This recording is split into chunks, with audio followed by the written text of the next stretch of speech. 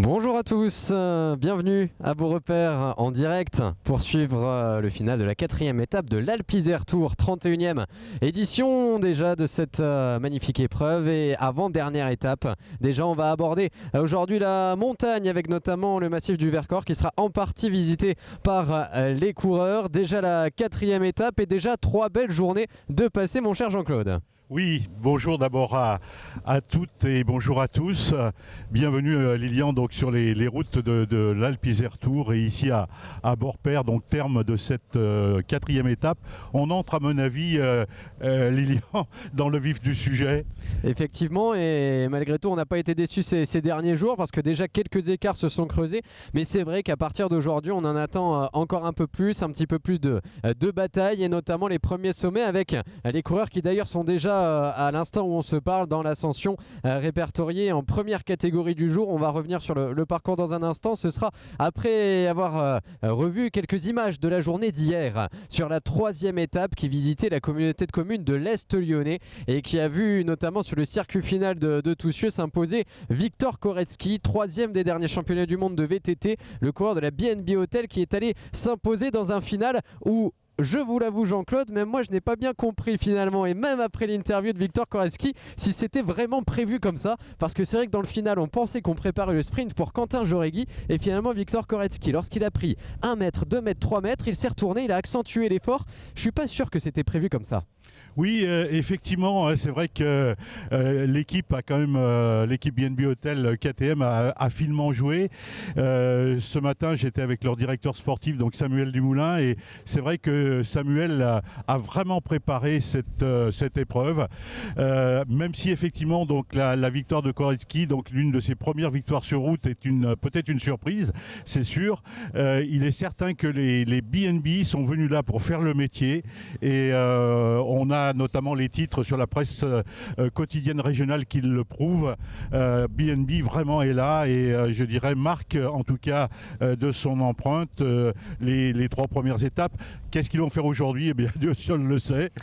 Défendre un maillot jaune, en tout cas celui de Quentin Jauregui, vainqueur de l'étape à Saint-Quentin-Fallavier, ça ne s'invente pas. C'était sur la journée de jeudi où il est allé chercher la victoire dans un sprint à 3.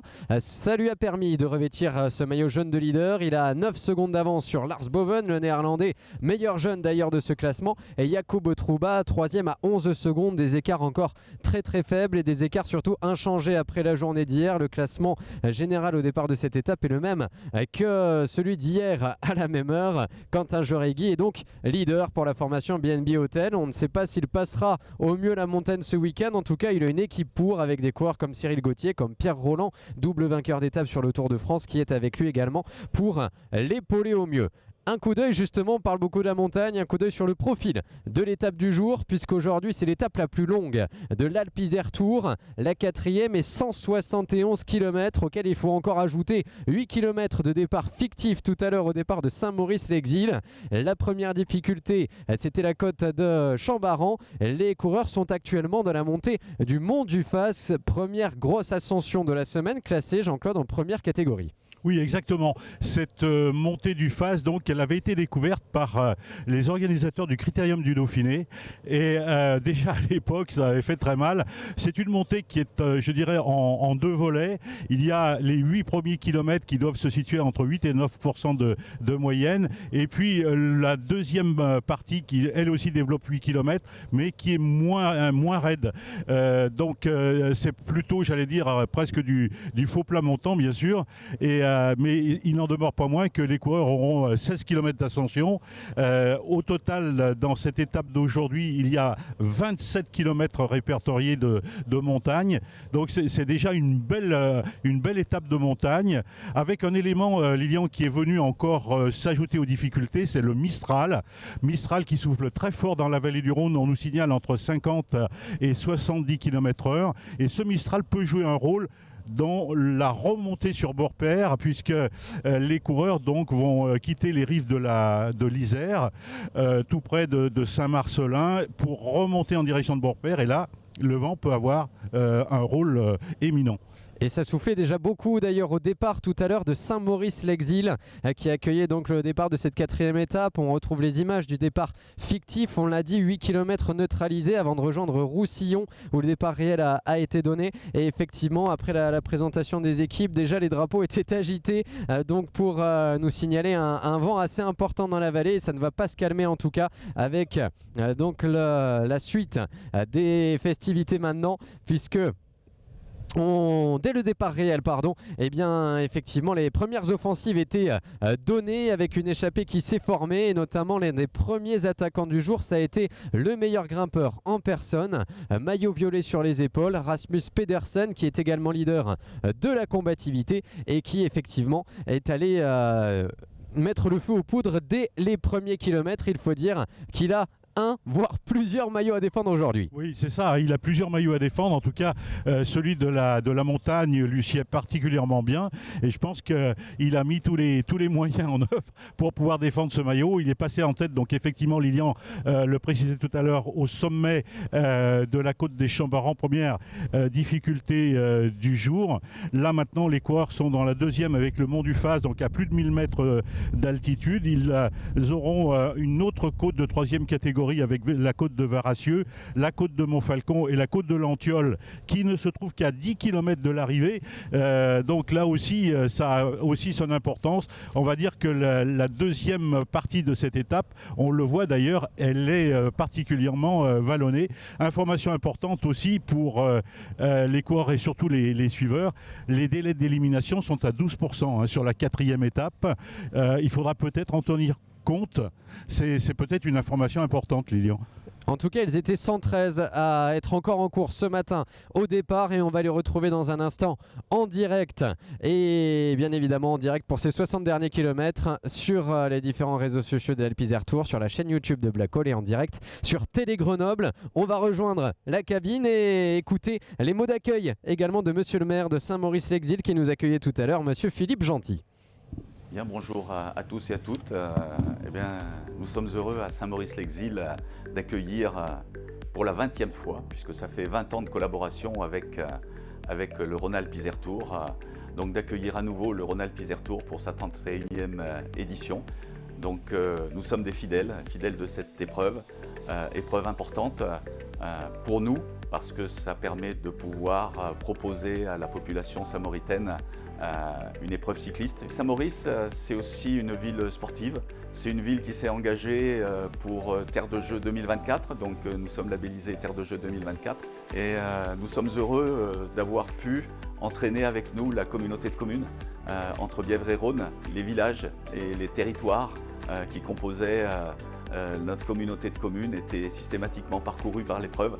Donc il était normal qu'entre Bièvre et Rhône puisse également s'impliquer et que les habitants se fassent une joie d'accueillir ou de voir traverser cette épreuve. Nous sommes engagés l'année dernière pour 6 ans avec le Rhône-Alpes Isère Tour. L'année dernière, nous avons fait une arrivée. Cette année, nous faisons un départ depuis le parking d'Aqualone. Et puis l'arrivée se fera à Beaurepaire. Je suis satisfait 2 fois, une fois pour le départ et puis une fois également pour le fait que ce parcours puisse faire découvrir un très beau territoire. Et je souhaite remercier tout particulièrement Michel Bourp et toute son équipe qui, par leur professionnalisme, leur fidélité, leur implication, n'ont de cesse de faire découvrir des territoires et de proposer une manifestation, un événement cycliste de très grande qualité. C'est vrai que j'ai l'habitude de parler du Rhône-Alpes Isère Tour, mais je devrais dire l'Alpes Isère Tour. Et l'Alpes Isère Tour a su évoluer, a su rebondir et a su être pérennisé pour pouvoir continuer à proposer aux habitants une magnifique épreuve. Donc merci Michel, merci pour ton implication, merci pour tes qualités et merci à toute ton équipe.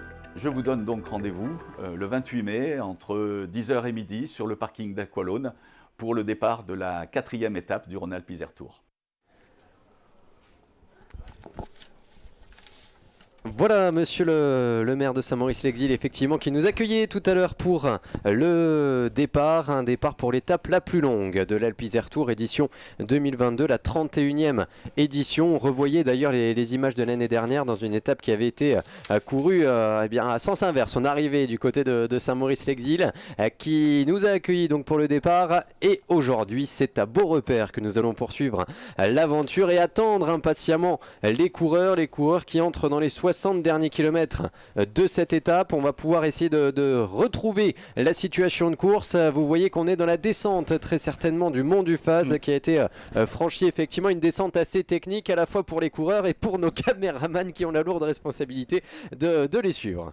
Oui, c'est vrai que la route tracée au travers des champs de noyers est particulièrement étroite. Et là, on vient de s'en apercevoir. Voilà donc les coureurs qui vont traverser Saint-Pierre-de-Chérennes. À Saint-Pierre-de-Chérennes, il ne restera plus que 60 km très précisément. Voilà donc là maintenant les coureurs qui sont sur une portion de route beaucoup plus large. Mais c'est vrai que cette descente du Mont du Faz a été vraiment difficile et particulièrement technique. On espère effectivement que tout soit bien passé pour les rescapés de l'Alpe Isère Tour et qu'il n'y ait pas eu de chute malencontreuse, contrairement à ce qui s'était passé notamment lors de la première étape où effectivement plusieurs coureurs avaient donc été victimes de chutes. Et beaucoup de coureurs qui sont en revanche distancés dans cette ascension effectivement du Mont du Faz, qui ont été distancés puisqu'on nous annonce un peloton particulièrement réduit d'environ 25 coureurs seulement qui ont franchi le sommet ensemble. Derrière l'échappée, avec une échappée dont on va pouvoir reprendre la composition. Il y avait à l'avant Robin Skywald pour la formation Unox Dare Development, Sébastien Schoenberger qui était revenu sur cette échappé pour la formation BNB Hotel, l'Autrichien porté à l'avant, Ricardo Zold pour le Team Vorarlberg et Jordan Abetz, déjà habitué des échappées depuis le début de semaine, pour la formation Metec qui est présent à l'avant. Et ils avaient été 6 ou 7 tout à l'heure, il n'était plus que 4 avec une situation qui a beaucoup évolué. Derrière, on retrouvait notamment des coureurs comme Urko Berade pour emmener l'équipe Kern Pharma en tête de peloton. Voilà en tout cas les informations que l'on a maintenant, avec beaucoup d'évolution également, puisque certains coureurs serait rentré dans la descente. On va essayer de reprendre tout cela alors qu'on aborde les 57 derniers kilomètres et qu'on prend un temps de ravitaillement après cette principale difficulté du jour. Voilà, on aperçoit Pierre Rolland donc en tête de ce groupe. Comme on dit donc Lilian dans le jargon cycliste, il est un peu de partout et c'est souvent le cas donc lorsqu'on est au pied d'un col difficile comme celui donc du Faz, 16 km d'ascension, je le rappelle. Alors qu'on a une offensive ici d'Alexis Guérin pour le Team Vorarlberg, pris en chasse tout de suite par Pierre Rolland de la formation BNB Hotel. On est très vigilant dans cette portion de course alors que nous quittons la commune d'Iseron, donc à un peu moins de 60 km de l'arrivée. Déjà plus de 100 km ont été effectivement parcourus et Iseron donc pour prendre ensuite la direction de Saint-Sauveur, de Saint-Véran, de Varassieux, où il y aura également une ascension classée 3e catégorie, la côte de Varassieux. On n'y est pas encore, en tout cas quelques banderilles dans ce peloton, et ici on discute beaucoup également entre Alexis Guérin, entre Pierre Rolland et le corps de la formation Israel Cycling Academy qui prend maintenant le relais dans un peloton, on l'a dit, fortement réduit. Oui, tout à fait. En tout cas, ce n'est pas une surprise de voir deux garçons comme Alexis Guérin et Pierre Rolland en tête. Pierre Rolland, il faut quand même le rappeler, c'est le vainqueur de l'Alpe d'Huez sur les routes du Tour de France. C'est un des grands favoris de cette 31e édition de l'Alpe Isère Tour. Alexis Guérin, lui aussi, ça n'est pas une surprise de le voir à ce niveau, bien entendu. On l'a vu très souvent dans des courses difficiles. Il adore la montagne. C'est un véritable grimpeur, Alexis Guérin. Et il s'est illustré récemment dans le Tour des Alpes. Dans le Tour des Alpes, il a vraiment fait merveille et il a été étincelant. Je pense que c'est des garçons sur lesquels on peut compter peut-être pas aujourd'hui hein, sur les routes qui vont nous conduire à beau repère, terme de cette quatrième et avant-dernière étape, mais peut-être demain dans la Chartreuse, dans Beldon. Ce sont des garçons qui effectivement ont des cartes à jouer, des cartes à faire valoir et pourquoi pas les retrouver au plus haut niveau demain. En tout cas, ça semble Lilian se réorganiser au sein de ce peloton. Oui, et il va falloir parce qu'on a maintenant un groupe de tête ultra conséquent. On vous a parlé de 4 coureurs, mais effectivement, on le constate par l'image. Et bien, dans la descente, plusieurs coureurs qui ont vraiment fait la descente, fait l'effort et qui sont revenus dans ce groupe de tête. On retrouve notamment plusieurs coureurs de la formation Metec avec Jordan Abetz, accompagné de Ty Delang, Arthijs de Vries avec son maillot vert du classement par points, 5e du classement général, est à l'avant. On retrouve ici pour la formation AG2R Citroën U23 Valentin Retailleau, le champion de France Espoir. Un coureur pour la formation Kern Pharma, c'est Jordi Lopez. La formation Inox représentée avec Robin Scalvide. Le maillot jaune en personne est ici Quentin Jauregui pour la formation BNB Hotel, avec pour la formation Jumbo Visma également la présence de Johannes Stonmite, le Norvégien. On aperçoit un coureur de la groupe AMFDJ, c'est Romain Grégoire. Un autre coéquipier du maillot jaune pour la formation BNB Hotel, c'est donc Sébastien Schoenberger. Pour la formation DSM, on y retrouve également Henri Van Den Abele, le coureur belge. La formation Tudor, représentée à l'avant par Aloïs Charin, déjà très présent depuis le début de cette semaine. Et juste devant, donc, pour compléter, avec Zacharias Lolland, avec également donc Jordi Lopez qui était remonté à l'avant. Voilà un aperçu de ce groupe de tête. J'espère que vous avez pris des notes, Jean-Claude, parce que la composition, elle est lourde. Dans ce groupe de tête, une quinzaine de coureurs qui ouvrent la route, et parmi eux, le maillot jaune et le maillot vert. Voilà, c'est ce que j'allais dire. Effectivement, il y a 2 maillots de leader dans ce groupe. Le maillot jaune département de l'Isère, le dossard numéro 34, Quentin Jauregui, de la formation BNB Hotel KTM. Et puis le maillot vert donc qui est aux avant-postes. Là aussi, ça n'est pas une de surprise de retrouver ces garçons. Ce sont des coureurs, j'allais dire, aguerris et habitués à ce type de difficultés. En tout cas, Arthijs de Vries, donc le maillot vert, je le rappelle, est un leader un petit peu en bascule, puisqu'il ne compte que 5 points d'avance sur Quentin Jauregui au classement général du maillot vert. En tout cas, il serait important effectivement d'avoir la composition de ce groupe. Ce qui est étonnant aussi, Lilian, c'est de retrouver là-dedans Romain Grégoire. Il est de partout. Il est de partout, on l'a vu terminer hier 2e de l'étape. Il avait tenté sa chance sur la route de Saint-Quentin-Falavier l'autre jour, dans la dernière difficulté du jour, la côte de l'Épalu. Ça n'était pas allé au bout, mais ça nous avait montré en tout cas tout le panache de ce jeune garçon, vice-champion du monde chez les juniors, triple champion de France, 2 fois sur la route en junior, 1 fois en cyclocross en espoir, champion d'Europe chez les juniors également, et déjà lauréat à 4 reprises cette saison, notamment sur Liège-Bastogne-Liège Espoir. On va s'arrêter là parce qu'on pourra en parler tout l'après-midi de son palmarès, d'un garçon qui n'a que 19 ans pourtant et qui est effectivement dans ce groupe de tête avec un peloton du coup un petit peu en panique, surtout une équipe Vorarlberg en panique parce qu'ils ont loupé le bon wagon alors qu'ils étaient très vigilants depuis le début de la semaine. On les voyait à 6 de front en tête de peloton pour sécuriser les leaders, et finalement dans cette phase de course où il fallait être devant, ils n'y sont pas. Oui, tout à fait. On les voit donc à 3 en tête de ce peloton-là.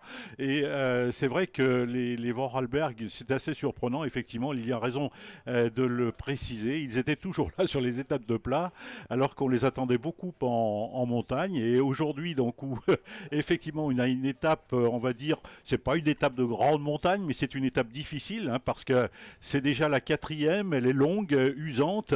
Et ils sont là, donc, un peu court-circuité, on va dire. En tout cas, beau travail quand même de la Vorarlberg, mais est-ce que ce sera payant? Eh bien, l'avenir va nous le dire.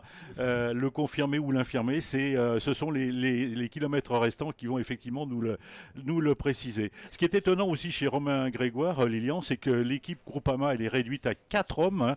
Il y a eu 2 coureurs qui ont été victimes de chute dès la première étape. Il est donc tout seul, pratiquement, à défendre ce maillot et son honneur. Et en tout cas, ce garçon m'étonne. Franchement, il est impressionnant de lucidité, de courage, de clairvoyance. Vraiment un garçon, et je pense en devenir. Son palmarès le prouve déjà, mais ce qu'il nous montre là, et Lilian, est étonnant. Et pourtant, comme on le disait hier, il a la pancarte, Romain Grégoire, et on le sent d'ailleurs au départ, pas forcément le plus serein, parce qu'il se sait observer, il sait qu'à la présentation des équipes, que l'on va rappeler ce long palmarès, et on peut imaginer qu'on a un petit peu de pression sur les épaules en ce moment pour Romain Grégoire, vu le début de saison qu'il a réalisé, mais sur le vélo, il s'exprime en tout cas de la plus belle des manières, avec à nouveau ses positions à l'avant, et du coup dans le peloton, eh bien, le team Vorarlberg qui fait l'effort, mais derrière, Pierre Roland a son maillot jaune à l'avant, le maillot jaune de Quentin Jauregui, donc se positionne ici pour perturber la poursuite. Même chose du côté des Groupama FDJ qui misent tout sur Romain Grégoire et qui aimerait bien justement que cette échappée, que ce groupe de tête puisse encore filer un petit peu plus. Donc c'est un joli coup, effectivement, avec 5, 10, 16 coureurs à peu près, donc dans ce groupe de tête, un peu plus. On va pouvoir reprendre même la composition. Merci aux images de Black Hole et à la réalisation de Black Hole, avec effectivement la présence à l'avant de 3 coureurs de la Metec, Jordan Abetz, Tai Delang et donc Arthijs De Vries. On y retrouve également pour la formation Unox Robin Skywald et son coéquipier donc Zacharias Lolland. Jordi Lopez porte les couleurs de la formation Kern Pharma. On retrouve Quentin Jauregui, le maillot jaune de la BNB Hôtel, avec également des coureurs comme Valentin Retailleau et j'y ajouterai Matteo Allard pour l'équipe AG2R Citroën U23. Pour l'équipe Development DSM, on retrouve également donc dans ce groupe de tête et dans cette équipe allemande, donc Pepijn Reinderink, je crois avoir aperçu le dossard 76 et effectivement de Pepijn Reinderink. On avait Henri Van Den Abele également à l'avant, donc 2 coureurs a priori pour cette formation DSM.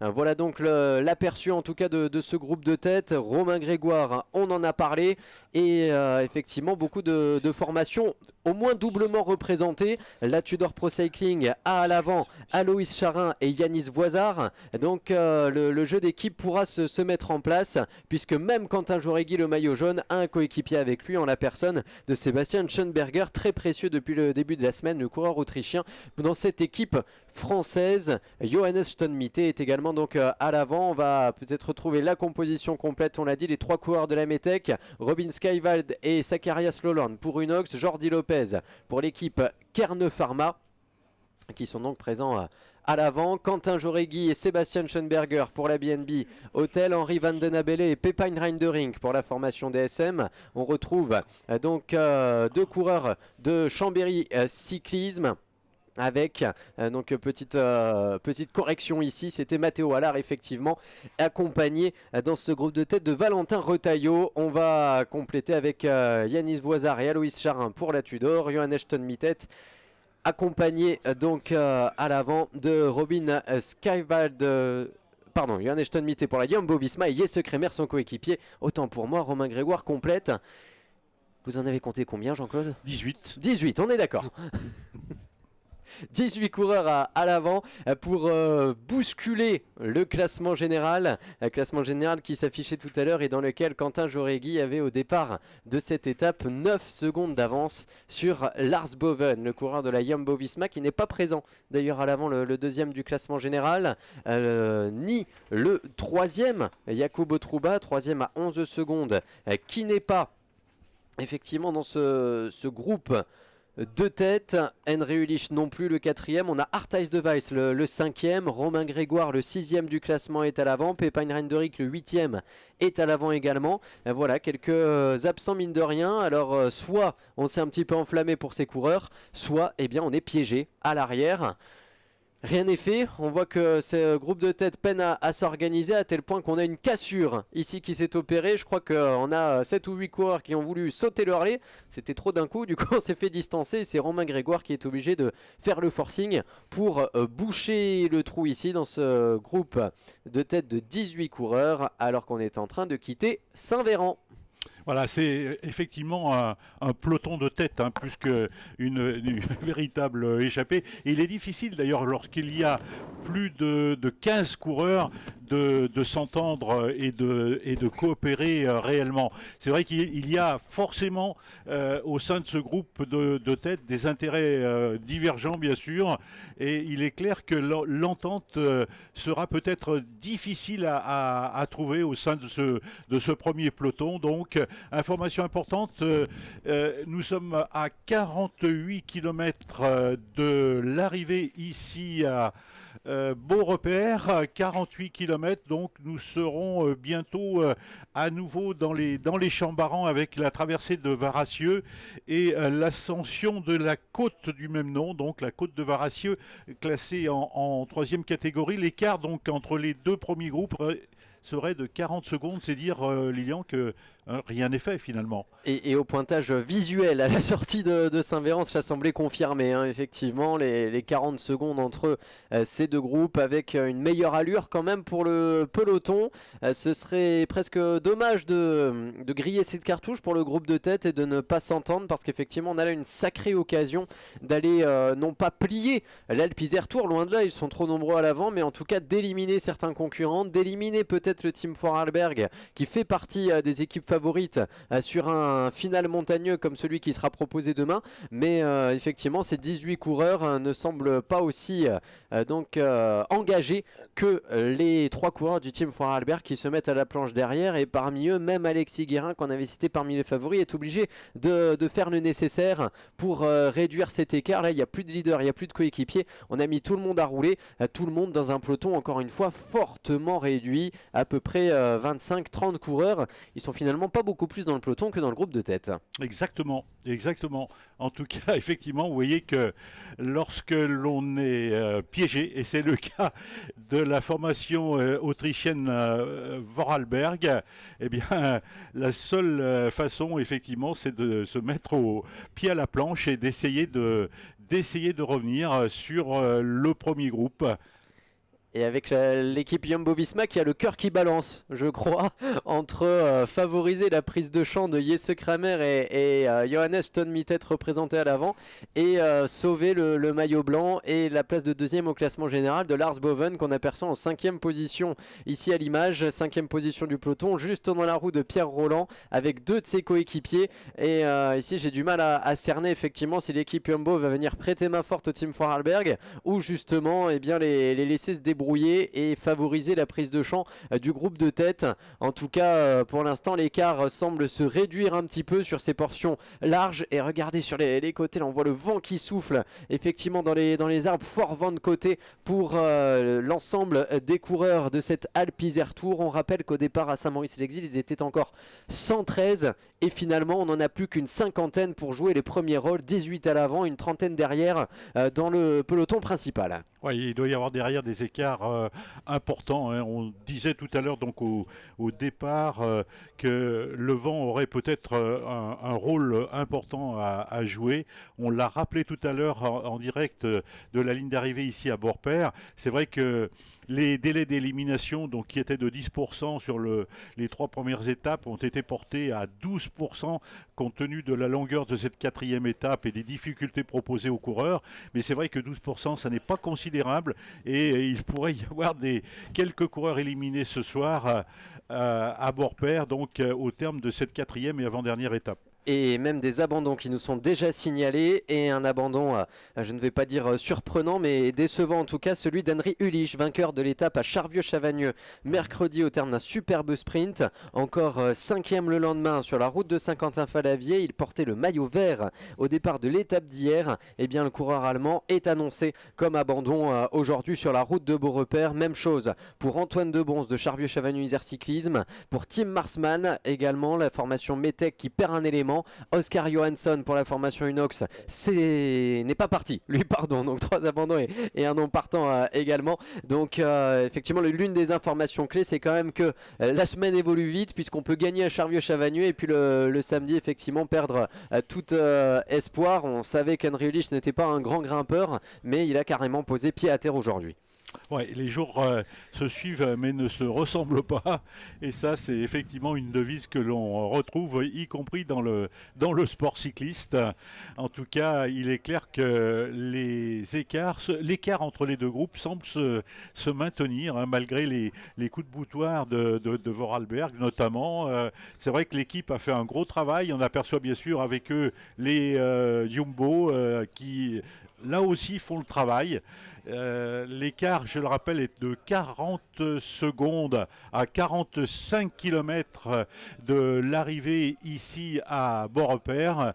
Nous avons donc traversé la localité de Saint-Véran et nous nous dirigeons donc vers celle de Varassieux avant d'entamer la côte du même nom, la côte de Varassieux, classée en 3e catégorie. Ce sera l'une des difficultés un petit peu surprise de cette étape. On ne l'avait jamais aussi emprunté. Donc derrière, il y aura la côte de Montfalcon puis celle de l'Antiole. Donc il reste encore 3 classements comptant pour le Grand Prix de la Montagne dans cette étape. Un Grand Prix de la Montagne pour l'instant dominé par Rasmus Pedersen, le coureur danois de la formation BHS Piel Béton Bornholm, qui portait au départ de Saint-Maurice-l'Exil ce midi le maillot violet de meilleur grimpeur, qu'il est allé bien défendre sur le début de cette étape et qui devrait lui permettre de conserver ce maillot distinctif, puisque sur les premières ascensions répertoriées du jour, notamment la côte des Chambarans, Rasmus Pedersen est allé chercher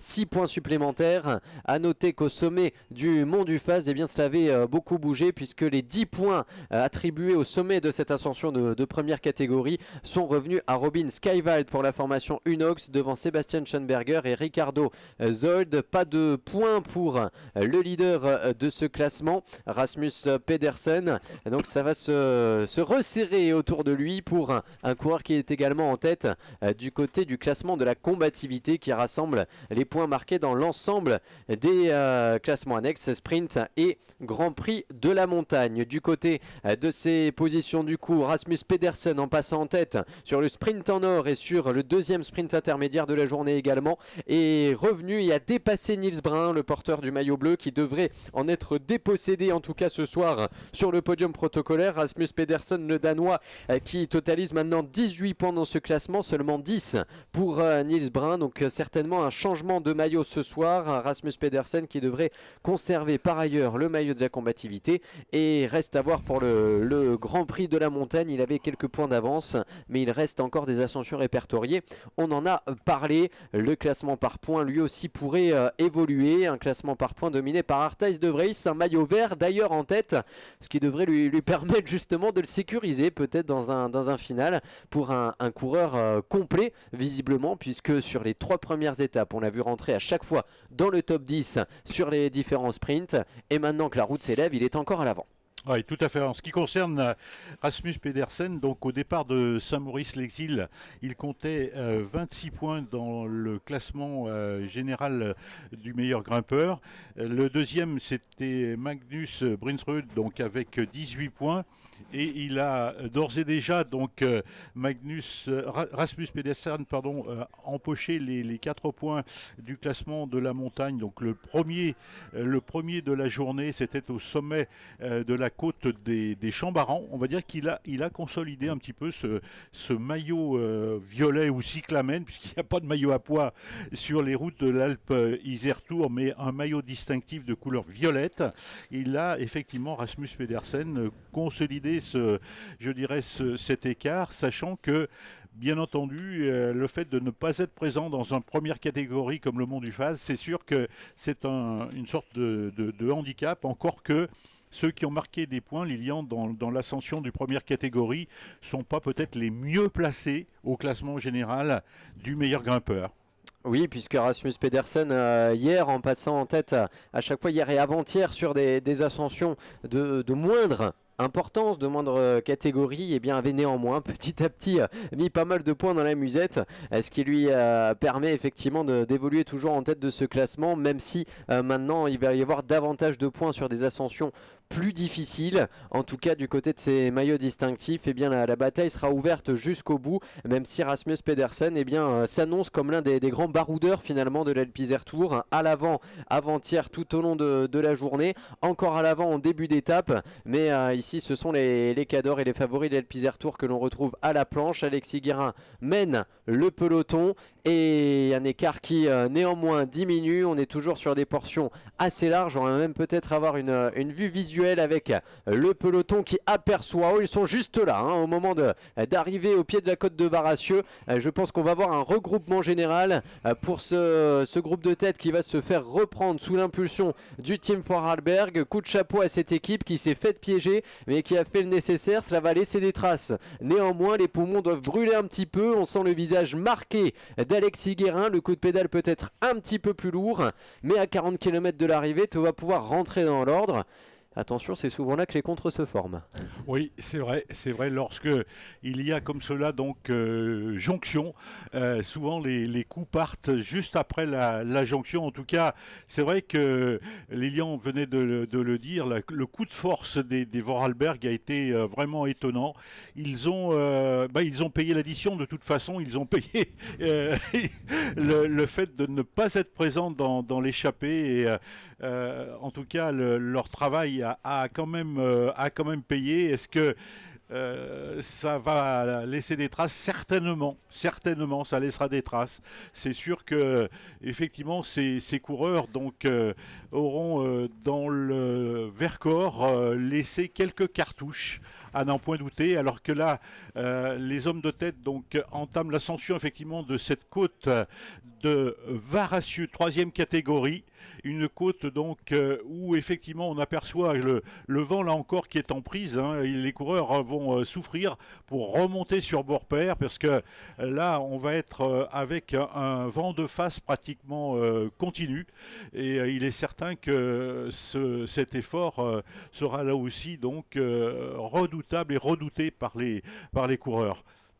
Oui, 5 km d'ascension pour cette côte, pas de gros pourcentage, 4% de pente moyenne, mais quand même après les efforts consentis ici dans la vallée, un Mont du Fas qui a dû être couvert à vive allure tout à l'heure, eh bien il faut remettre la machine en route, alors que ici la jonction semble être faite. Maintenant, Sébastien Schoenberger qui s'est retourné et qui a un peu plus de monde sur le porte-bagages qu'il y a 2 minutes, puisque le peloton effectivement est revenu pile au moment d'attaquer la côte de Varasieux. On attrape un bidon dans cette équipe BNB Hotel. Est-ce qu'on va contrer maintenant? On va le suivre effectivement, alors que derrière, eh bien, on redescendra pendant un bon moment quand même avant d'attaquer la côte de Montfalcon, classée 4e catégorie, et il restera la côte de Lantiol avant de plonger sur Beaurepaire. En tout cas, pour l'instant, Sébastien Schoenberger emmène le groupe. On rappelle quand même que cette équipe BNB Hotel doit conserver aujourd'hui un maillot de leader. Quentin Jauregui a montré qu'il passait les difficultés, il était à l'avant. Maintenant, tout reste à refaire, mais en tout cas, les fortes équipes et les grosses cuisses se sont manifestées sur cette première moitié d'étape. Oui, tout à fait. En tout cas, le coureur de la formation BNB Hotel, donc Sébastien Schoenberger, bien reconnaissable avec sa longue chevelure blonde. C'est un garçon qui assure le tempo là actuellement, alors qu'on voit un rapproché là de Pierre Rolland notamment. C'est vrai qu'on voit que les coureurs de la BNB sont là et à l'affût, on retrouve des coureurs d'AG2R, Citroën, la mondiale, alors qu'on se rapproche du sommet de cette côte de Varasieux. Très très belle côte, donc au-dessus de la vallée de l'Isère. Très très belle difficulté. Disons un revêtement qui n'est pas effectivement au top. En tout cas, donc belle initiative actuellement. Belle initiative en tête pour les coureurs de la BNB. Derrière, on voit aussi Romain Grégoire qui met le nez à la fenêtre. Vous savez quoi, Jean-Claude? Attaque de Pierre Rolland. On l'a eu.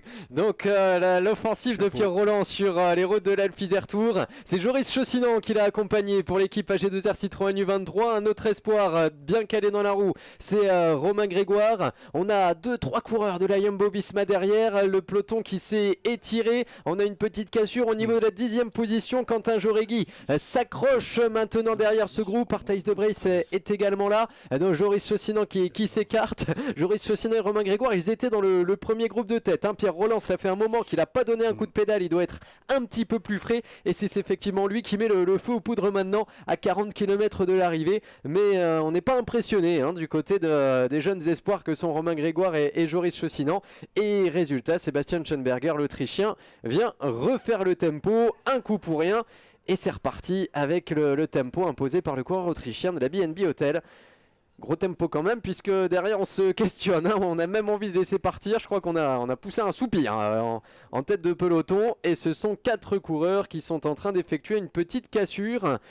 Romain Grégoire essaie de boucher le trou, alors qu'on retrouve effectivement l'offensive de Pierre Rolland tout à l'heure. On était bien calé dans la roue pour le coureur de la région lyonnaise, Joris Chaussinan, licencié donc dans cette équipe AG2R Citroën U23, et très vigilant également, lui qui aborde là aussi son terrain de prédilection, la montagne. Oui, on va dire que Pierre Rolland, il est dans un fauteuil là actuellement.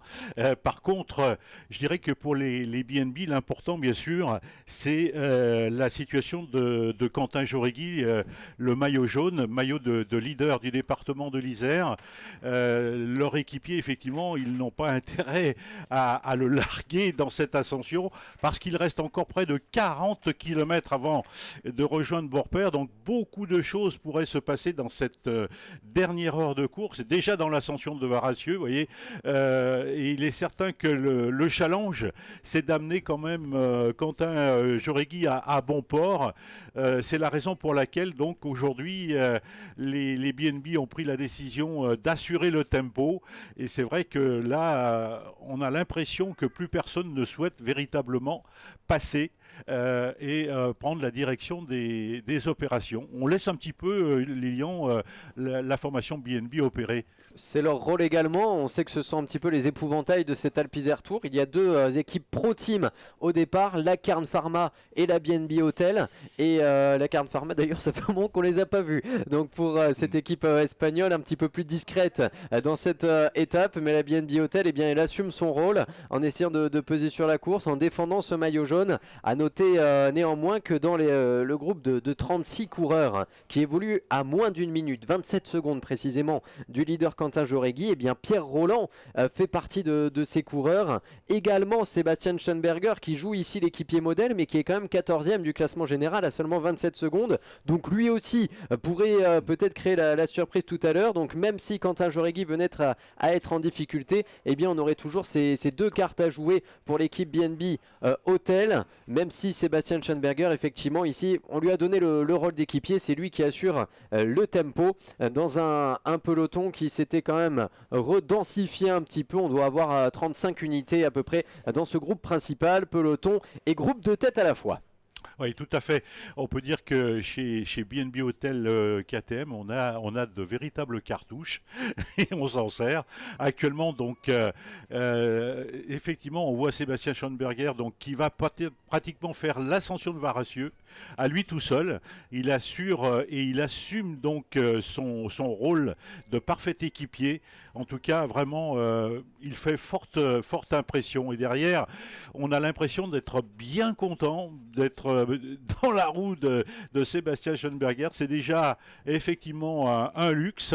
Et on va laisser effectivement les opérations se dérouler pour peut-être donc voir d'autres escarmouches dans les côtes prochaines, notamment celle de Montfalcon, qui n'est pas facile, celle de l'Anthiode aussi. Ce sont des côtes relativement courtes par rapport à celles que nous escaladons actuellement ou que nous avons escaladées dans le massif du Vercors.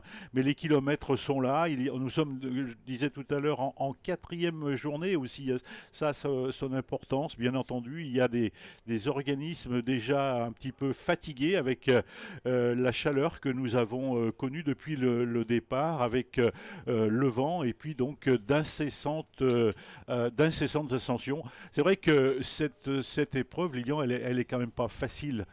Non, il faut être un coureur complet pour s'imposer dans l'Alpe Isère Tour, puisqu'effectivement, même sur les 3 premières journées qui semblaient sur le papier les plus accessibles, eh bien on a déjà éliminé pas mal de monde, puisque on le disait, ils ne sont plus qu'une petite quarantaine de coureurs à évoluer seulement dans une marge ou dans un retard encore acceptable sur le leader, alors même qu'on n'avait pas attaqué les grosses difficultés de cette Alpe Isère Tour. Maintenant que la route s'élève, effectivement, il faut être présent à l'avant, éviter les pièges. Ça a été un piège dans cette descente du Mont du Faz avec l'offensive d'une quinzaine de coureurs, et maintenant il faut effectivement être très vigilant dans cette ascension avec les premières offensives. On voit que des coureurs viennent se repositionner. On a vu Matteo Allard sur le côté venir reprendre la roue de Joris Chaussinan. Quentin Jauregui essaie de revenir à hauteur de ses coéquipiers. On est extrêmement vigilant pour la Groupama FDJ qui s'installe bien dans la roue, et dans cette ascension on monte en tout cas au train, un gros train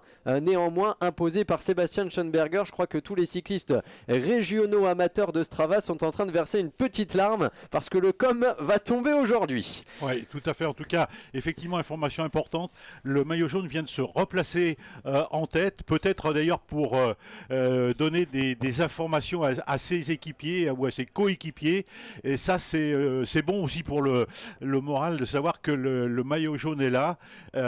Souhaitons qu'effectivement il puisse le rester le plus longtemps possible. En tout cas, vous voyez, changement de revêtement. Là, on est sur un bitume qui a été refait il y a très peu de temps, donc ça roule. C'est vraiment pratiquement un billard qui est proposé aux coureurs pour le final de Varassieux, de cette ascension donc de la côte de Varassieux. Magnifique d'ailleurs, vraiment de verdure, d'arbres. C'est un splendide paysage qui nous est offert au-dessus de la vallée de l'Isère d'ailleurs, et on découvre donc le côté est des Champs-Barans par cette ascension de Varassieux.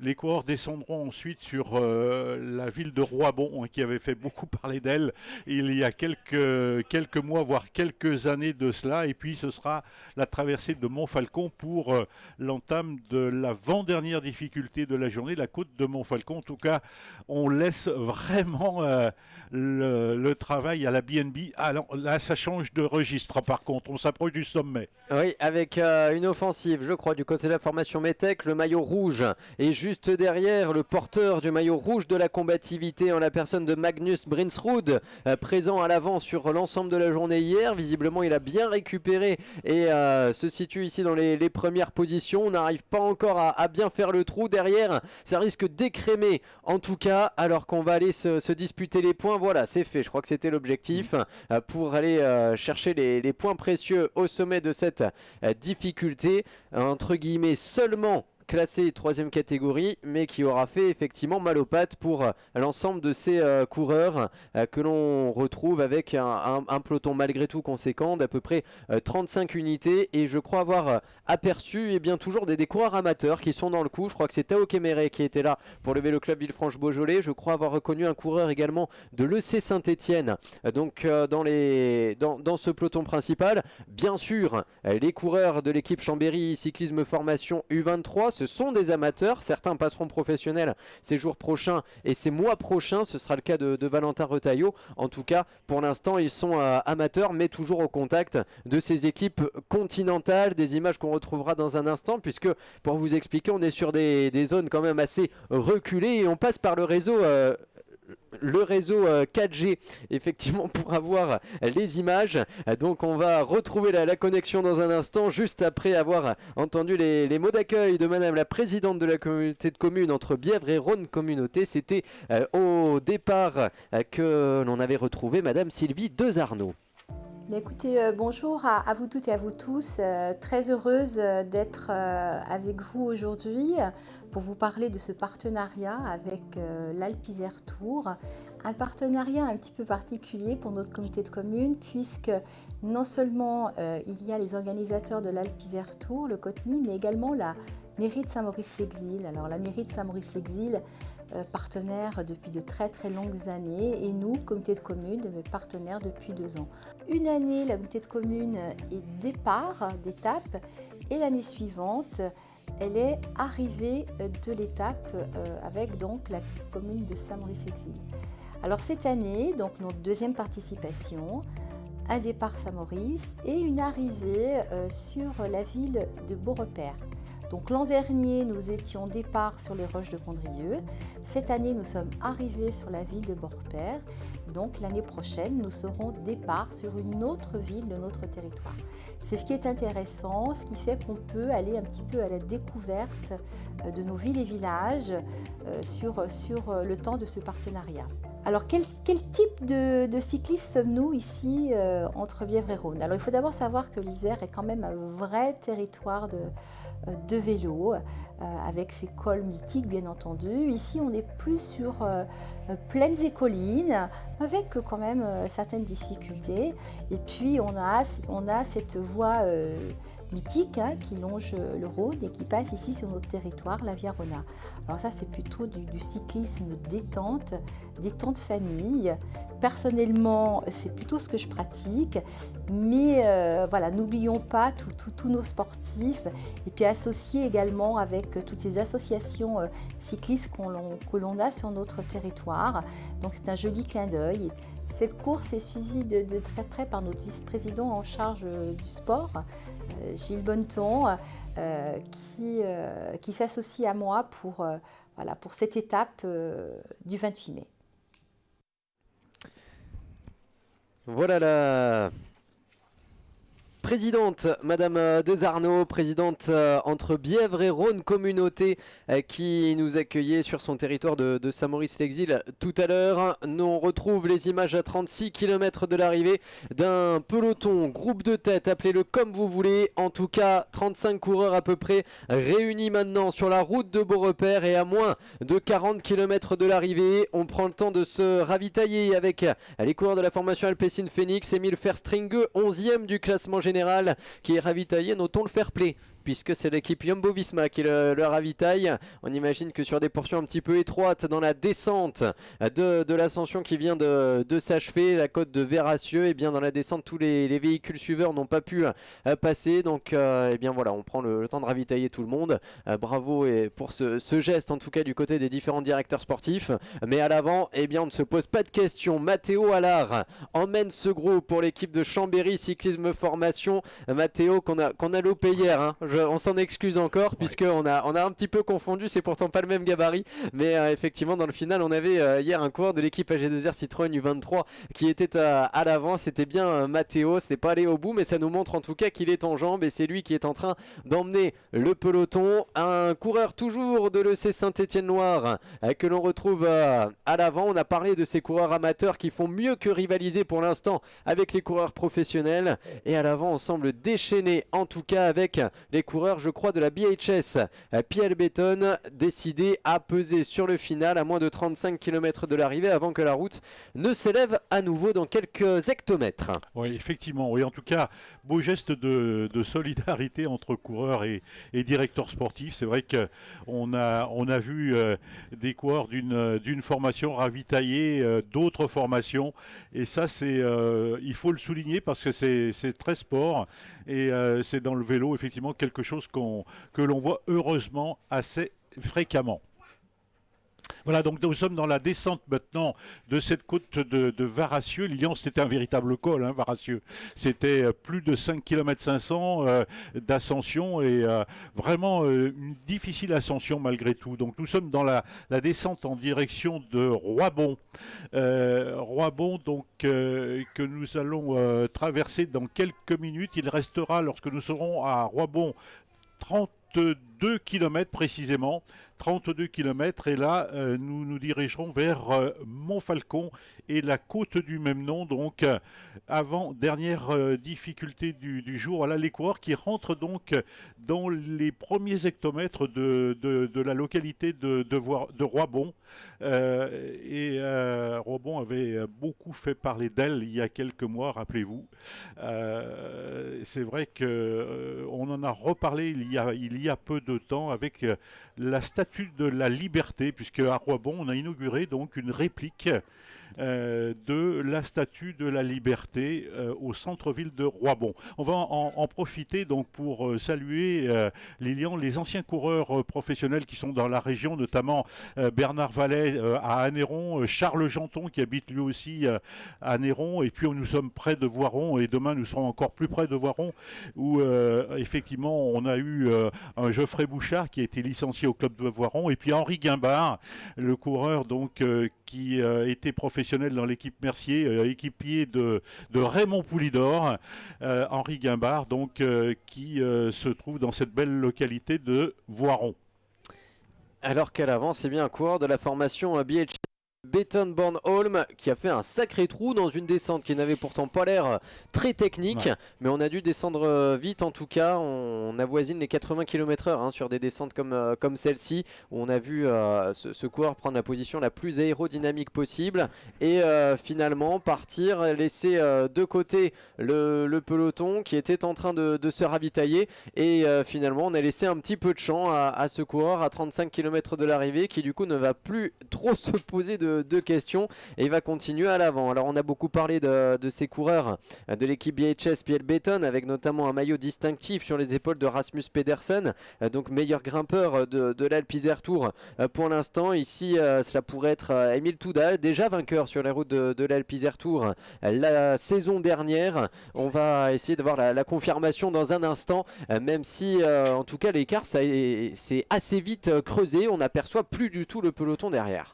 Oui, il faut rappeler, Lilian, que le ravitaillement désorganise un peloton. Donc, on l'a vu, les coureurs au pied de Varassieux en ont profité donc pour se ravitailler. Bien sûr, nous entrons dans la dernière heure de course et les possibilités de ravitaillement ne seront plus évidentes. La route était large, les coureurs en ont profité, effectivement, alors que c'est bien Emil Toudal, on nous le confirme, qui est en tête actuellement. Et ce ravitaillement, donc, a complètement désorganisé le peloton. Emil Toudal, qui est un type, un garçon particulièrement astucieux, il a dû se dire, c'est peut-être le moment, effectivement, d'y aller. Et pourquoi pas, donc, de prendre la tête des opérations, alors que au sein de ce peloton, eh bien, on s'active, j'allais dire, enfin.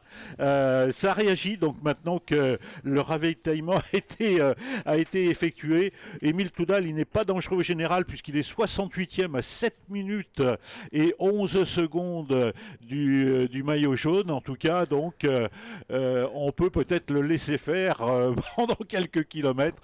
C'est ce que les coureurs qui composent ce groupe de tête derrière, donc Emil Toudal, pense peut-être, et le laisser faire pour, disons, 15-20 km, pourquoi pas. C'est une possibilité. En tout cas, belle allure de ce coureur, Lilian. Oui, Emil Toudal qui était déjà passé en tête sur la côte de Varassieux. C'est lui qui venait de sortir pour aller chipper les points après le rythme imposé par Sébastien Schoenberger pour la formation BNB Hotel. Et bien Emil Toudal a été sorti pour aller chercher quelques points, sécuriser également le maillot de son coéquipier Rasmus Pedersen, peut-être prendre quelques points si jamais demain il y avait l'opportunité de partir en tête. Cela peut toujours servir. Et du coup dans le peloton maintenant, eh bien on ne veut pas laisser filer, parce que c'est peut-être une victoire d'étape qui peut se jouer. On l'a dit, beaucoup de coureurs ont déjà perdu du temps ces jours précédents et n'ont plus grand chose à espérer du côté du classement général, alors que effectivement il y a beaucoup d'enjeux finalement, puisqu'on a vu même Lars Boven mettre la main à la pâte pour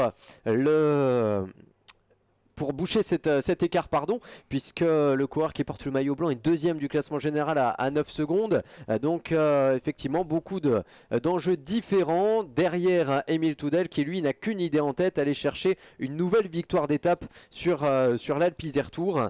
Lui qui a déjà brillé également cette saison, c'était sur une étape du Tour de Grèce. Pour l'instant, on n'a pas d'écart encore à communiquer. Les 6 points on nous les confirme. En revanche, au sommet de la côte de Varassieux, était bien pour Émile Toudal. Pierre Rolland est allé chercher un point anecdotique au sommet en prenant la 4e place. Et à l'avant, donc Émile Toudal qui lui est maintenant bien penché sur sa machine, beaucoup de pédales, et alors qu'il lui reste encore 28 km et que derrière, c'est la formation Jumbo-Visma qui va peut-être s'organiser pour essayer de ramener ce peloton. Oui, en tout cas, Émile Toudal a une pédalée souple. Hein. Franchement, c'est un coureur très longiligne qui profite là actuellement d'un vent qui n'est pas trop défavorable, on va dire. Il est relativement à l'abri des plantations de noyers, puisque c'est la région de Saint-Marcellin dans l'Isère. L'Isère est un des départements donc, où il y a le plus de plantations et c'est vrai qu'on le voit donc à l'instant, les arbres vont protéger les coureurs, ils sont relativement bien abrités. Émile Toudal donc lui aussi profite bien sûr de cette situation et même si nous n'avons pas l'écart entre l'homme de tête et le peloton qui chasse derrière lui, je pense qu'on doit peut-être être autour des 25-30 secondes, peut-être plus.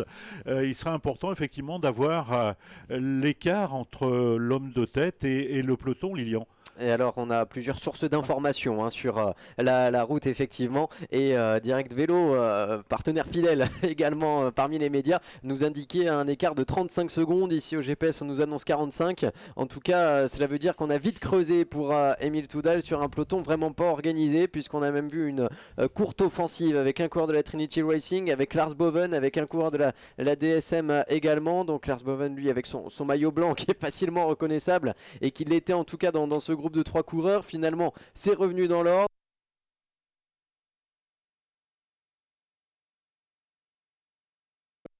Tout à l'heure dans le groupe de 18 étaient 3 représentés dans le groupe de tête, mais maintenant il n'y a plus de groupe de tête, il n'y a qu'un seul homme et c'est Émile Toudal qui va aborder sans trop tarder maintenant la prochaine difficulté répertoriée. Le sommet sera situé à 23,7 km de l'arrivée. On arrive donc effectivement dans cette ultime ascension. La côte de Montfalcon.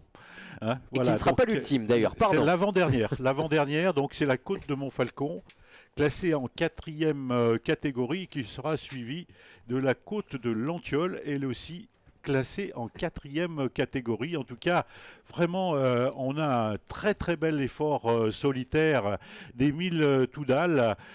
Impressionnant de facilité pour l'instant. Peut-être, Lilian, que le peloton laisse faire hein, pour se dire finalement on ira le cueillir dans les derniers kilomètres. C'est de bonne guerre, non, n'est-ce pas? C'est de bonne guerre, mais j'ai l'impression qu'on est surtout un petit peu à bout de souffle dans ce peloton après une course très animée. On rappelle que c'est l'étape la plus longue de cette Alpes-Isère Tour, 171 km, qu'on a déjà été surpris pour beaucoup d'entre eux dans l'ascension du Mont du Faz et surtout dans la descente. Il a fallu faire un gros effort pour revenir sur ce groupe de 18 coureurs et derrière la côte de Varassieux avec les coureurs de la BNB Hotel déchaînés, l'attaque de Pierre Rolland, le rythme infernal de Sébastien Schoenberger. Donc finalement derrière, quand Émile Toudal est parti et qu'on avait une courte opportunité d'aller chercher un bidon, je crois que simplement on l'a laissé partir, non pas en se disant on le reprendra plus tard, mais simplement parce qu'on en avait plein les pattes dans ce peloton. C'est aussi une explication qui aurait du sens. Tout à fait.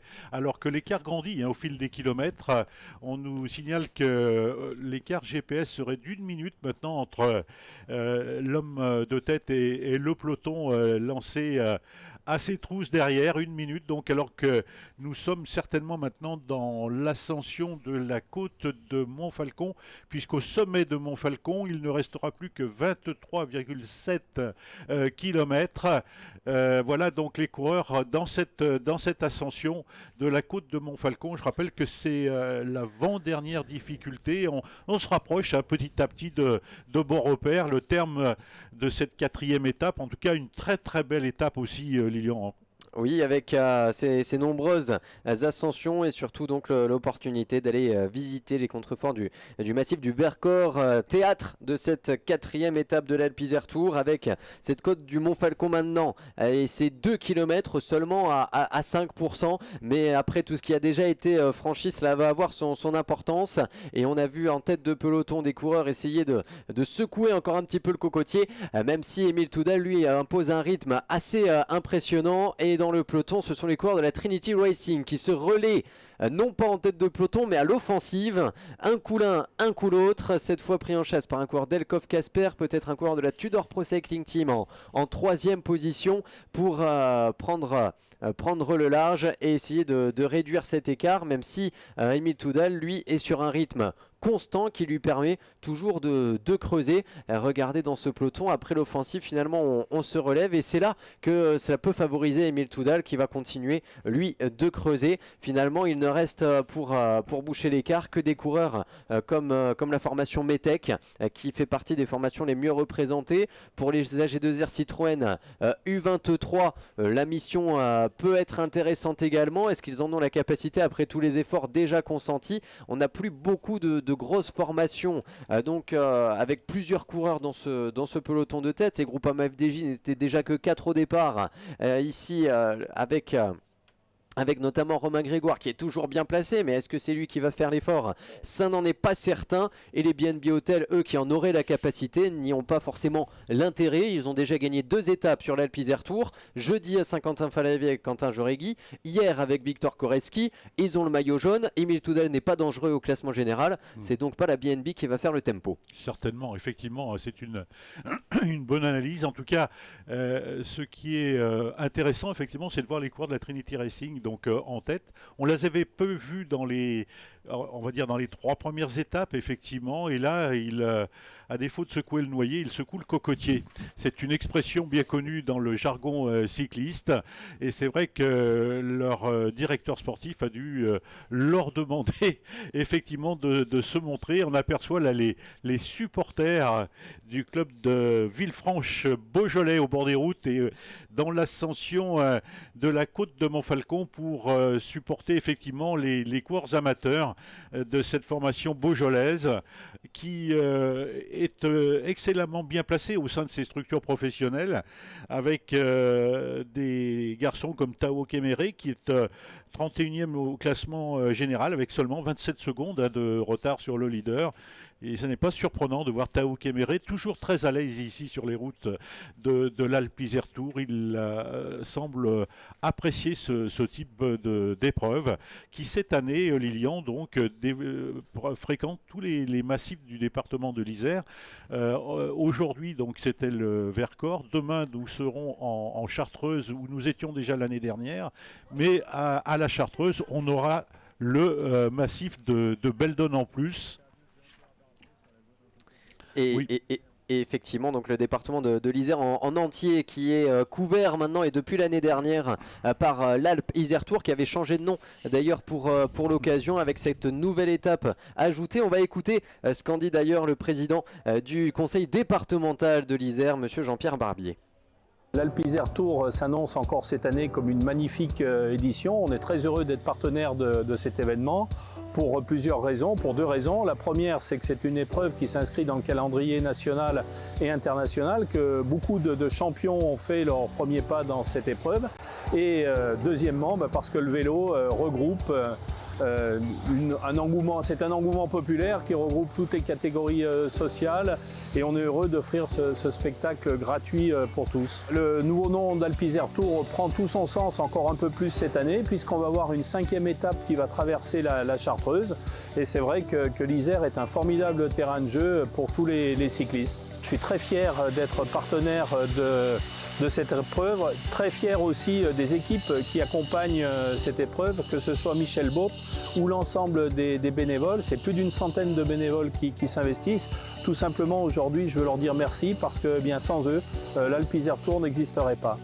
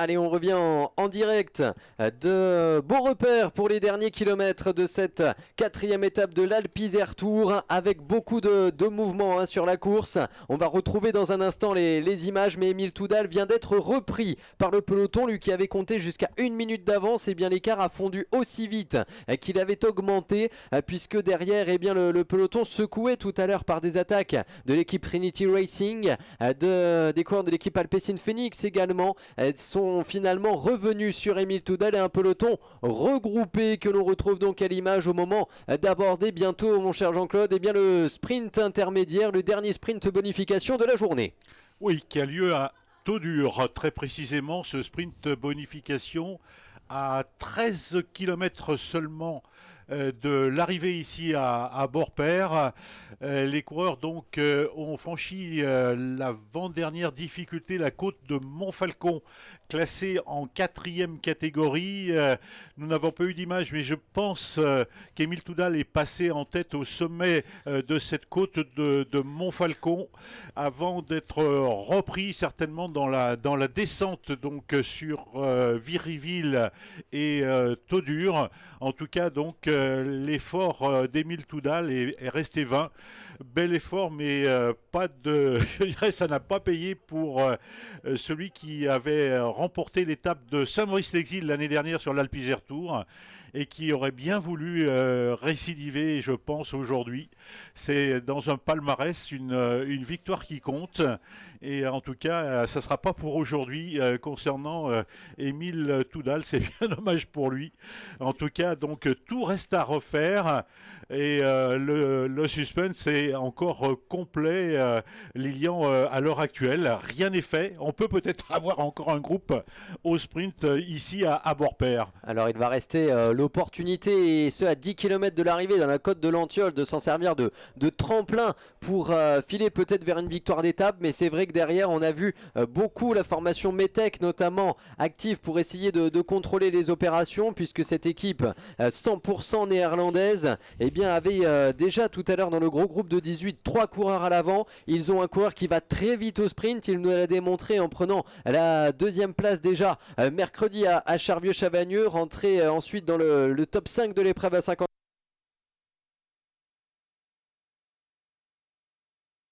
De leader au classement par points et actuellement en 3e position de ce groupe. C'est donc la carte de Vries que l'on va jouer du côté des Néerlandais de la formation Metec, et c'est ce qui explique cette organisation maintenant en tête de peloton à 18 km de l'arrivée, et les Metec qui effectivement n'ont pas encore justement concrétisé cette semaine, mais on aimerait bien le faire effectivement dès aujourd'hui, mis en échec par la formation Alpecin Phoenix. C'était mercredi avec la victoire d'Henry Ulich, jeudi et vendredi avec des victoires pour la BNB Hotel avec Quentin Joregui d'un côté, Victor Koretsky le lendemain. La formation Metec toujours bien placée, qui n'a pas encore gagné et qui en a l'opportunité aujourd'hui donc, et on se parle d'ailleurs avec Arthès de Vries.